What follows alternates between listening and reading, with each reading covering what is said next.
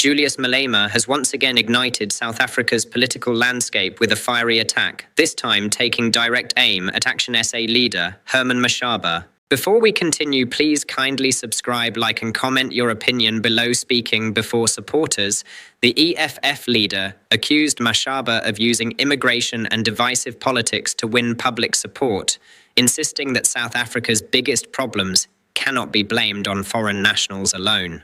Mashaba, compared to Dr. Tlaling, Mashaba can't speak and think at the same time. That song that we used to sing during struggle, Mashaba was not going to participate in it. We can learn and shoot at the same time. That's why he didn't participate in the struggle. Mashaba couldn't do both. He had to choose one. And he chose to do hair instead of shooting. So, there's nothing. Let's wait for the ANC. It's going to bring a recycled, old, the problems that we have here. Now, in South Africa, particularly in Joburg, are ANC created. And who in the ANC, the old people who call themselves veterans of the ANC, are responsible for this mess. They're the ones who are responsible for this mess. How do you say you want to correct Gauteng? You go and call that former mayor of Joburg, Bra Ampi. Amos Mason. He's responsible for this mess. The Soweto electricity crisis got formed under Masondo's mayorship when people were rising against the ANC's doing in Johannesburg. We are in this mess because Pakistan decided to take money and went to build bicycle circles and what? In Alexander. Was it bicycle lanes? When you still have people without toilets,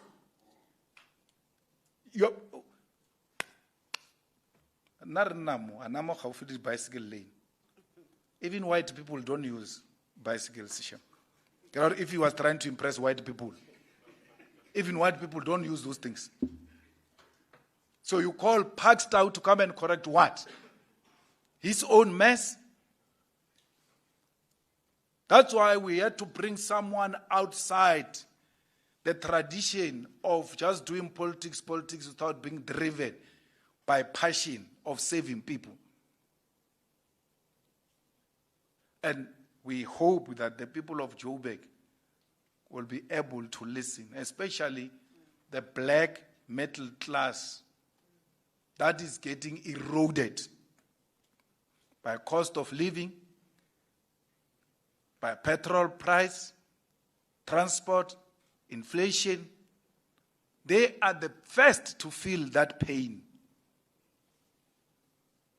Electricity can never be used to make money, profit. It's like SABC. The job of SABC is to give us information. As long as it can generate enough money to sustain itself, we're fine. We don't want profit from SABC. We don't want profit from electricity. We want people to be provided with affordable, reliable electricity. And that goes to the black middle class as well. Because we treat people as a group, and it's wrong. You are an engineer, you are a doctor, all doctors earn the same. You must all pay the same. You don't know our individual affordability and problems. So there has to be that criteria where I can come and explain myself to the municipality, being a doctor, being an engineer, being an accountant, that yes, I'm qualified, yes, I work here, but these are my problems. I've got this, and we must be a listening municipality and design an approach, an individual approach to this problem. Not that, all of them, they are nurses, they must pay. All of them, they are doctors, they must pay. All of them, they are working at the university. That time, she's a cleaner. She must pay. So we have to deal with these issues individually if we are going to get to the bottom of what is really the problem with affordability of our people when it comes to water and electricity. Malema argued that corruption, unemployment, and poor governance are the real issues facing the country. The remarks have intensified the long-running political rivalry between the two leaders, with many now wondering whether Mashaba will respond with an equally powerful counterattack. As tensions continue to rise ahead of future political battles, South Africans are closely watching to see who will gain the upper hand in this war of words. What do you think? Is Malema raising legitimate concerns, or is this just another political showdown designed to capture headlines? Share your opinion in the comments, and don't forget to like, subscribe, and turn on notifications for more breaking South African political news. Chair, yesterday I had asked Chief Mashaba if there was anything he wanted to say that was not contained in his statement before we proceed with cross-examination. He indicated that he would like to say something. So, Chief. Yes, Chief Mashaba. Yes, thanks, Chair. I don't have my files with me. The files are next to you, but they will just help you through. Are you going to refer us to anything specific in the files? No. Okay. I just forgot that after the harassment of General Khan, I called PC, General Mawela, and PC said to me he is chairing a meeting. I must talk to General Mtombeni. After I spoke to General Mtombeni through PC's phone, General Mtombeni said, "Hey, we are busy. Just talk to Brigadier Shibiri, and then maybe she will come and assist you guys there." That's what I forgot to add after after Khan. And then the second one is after Pakula's arrival, that we cordoned off the scene. And then the third one, just to clear the alleged argument between Boysen's guys and us, myself and Warrant Officer Makhane. That's what I think I forgot yesterday. Thanks, Chair. You have not substantiated the last point. For the arrival of Boysen's Sector Baki, we spoke to them. They said, "Guys, we are attending to a complaint that there's a hijack or you guys are bogus. Can you please identify yourselves?" We identified ourselves, and then they were happy, and they spoke to their control room in our presence that there is no hijack, these guys are genuine and not bogus cops.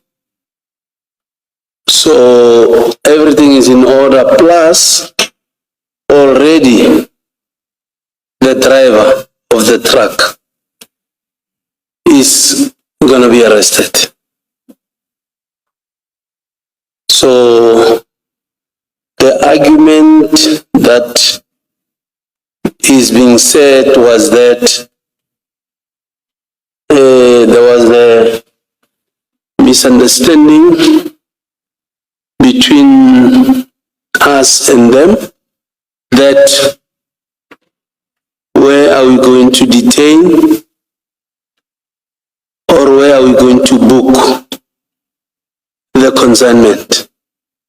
So we said, we think because we started in Alberton, this thing started in Alberton, we will go back to Alberton. They said, no, we can't go to Alberton. It is happening now. You opened it in our area, in Boysons. So we'll have to book them here in Boysons. Then we agreed. We said, no problem. In any way, there was no plan of going to Alberton. It was just that we thought because we started in Alberton, we will end up in Alberton. So it was just to clear that, because it was like we had a plan of going to Alberton or something like that. Thanks, Commissioner. Thank you, Chief Mashaba. Thank you, Chief. Chief, Well, I wouldn't agree, because I'm saying I don't remember. I wouldn't agree. It will be. It's one of my side hustles. I'm saying it's reasonable to conclude that it is one of the side hustles because we don't have any other explanation from you. Is it reasonable, Commissioner, to me? I'm saying, well, it's reasonable for me to conclude. Oh, okay. I'm happy to bring it to me. Well, it's reasonable for me to conclude. I'm suggesting to you, it's reasonable for me to conclude in the absence of an explanation why Mr. Nku is giving you registration numbers to check that this is yet another case of your side hustle with him. Well, I don't have control over that, Commissioner. Over what? Over your conclusion. I'm asking you, it's reasonable. I'm not asking you whether you have control over my conclusion. I'm asking you to apply your thought process. That look at these facts. Fact, he sends you people's registration numbers, including in some case a car, a vehicle model. He gives you that information. We ask you, you get asked, why do you have this? Why is he sending you this stuff? You say, I don't remember. And I'm saying to you, it is a reasonable conclusion to draw in the absence of an explanation for that activity, that this is one of the things that you are doing as a side hustle with Mr. Nku. I'm saying to you, it's reasonable. You can say you don't have a comment, and I'll accept that, but you've heard what I say, that it is a reasonable conclusion. No comment. Okay. Why were you giving him, Mr. Mataboge here, Sergeant Mataboge? Is he someone that you know personally and that you have a relationship with? I don't even remember. I don't know Mataboge. No, I don't accept or I don't believe you that you do not remember, because you actually had a meeting with him. You tell Mr. Nku, let me find that page. Yes, at page 56 of that same bundle. So what you do is you send a picture on the 22nd of February, but before you send that picture, on the 18th at page 56, you say, "Good morning, S. We met very late yesterday with Captain Mataboge. He is talking to his colleagues today and we expect a positive answer." This is you writing to Mr. Nku. So it's unbelievable. It's difficult to accept that you don't remember. You met with him. You sent a picture of him to Mr. Nku. It's simply not true that you don't remember who he is and what it was about. I don't remember, Commissioner. Thank you. I just want to check something with you in the build-up to the Eriton incident. My question may be asked, same question, but for different reasons. And before I ask my question, I understand that you can't give me the exact figure. You can't even get close. Our starting point we know is 20,000. I just need to know over the years, how much money has Nku given you? Is it less than 100,000? Is it less than 200? Is it more than 200? Is it close to 500? You can give me a round figure that is close to what you believe is. That's too much money. How much has he given you over the years? If you had to guess without giving me the exact number, if you had to estimate. It wouldn't be more than 50,000. But it will be more than 20, we know that. It wouldn't be more than 50,000. No, it will be more than 20, but it won't be more than 50,000. That's what you are saying? Yes. Yes, because we agreed yesterday that the starting point was 20,000. So he would have given you something between 20 and 50,000. And that's about it. Yes. Okay. Does that number include payments into Shilobane Lodge? I think yesterday we established that you have a company, or you had a company, the details of which, the bank details of it includes payments into that company. Thank you. Thank you. So we were just dealing with I showed you the photographs, we dealt with that. I want to go back to your statement we now want to move on to the Eriton scene. Your statement on page 2 about what happened on the 9th of July. Yes. Paragraph 5. Yes. You say, on the following morning, Friday, 9 July, at about 5 a.m., I received a call from Mr. Nku who confirmed that the information was positive and that I should come meet him at a certain place in Alberton. I left my house to the agreed location, and then you say I was driving a silver grey State VW Golf 7. What was the agreed location where you were going to meet him in Alberton? Yellow Jersey. Yellow Jersey. Did he give you the name of the place? Did he send you a location? Location. He sent you a location. He sent you a pin location. Yes, yes. Okay. Did he send you the pin location before or after you spoke to him at 5 a.m.? When I'm leaving the house after his call. Yes. So he calls you. Does he then send the location, or does he first send you the location and then call you? Then I can't remember, but I think I left, then he sent me location.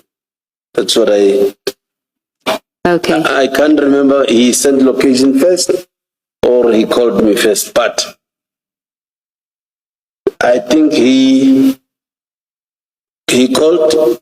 On my way to him, he sent the pin. Okay. Then just at 6, I'm going to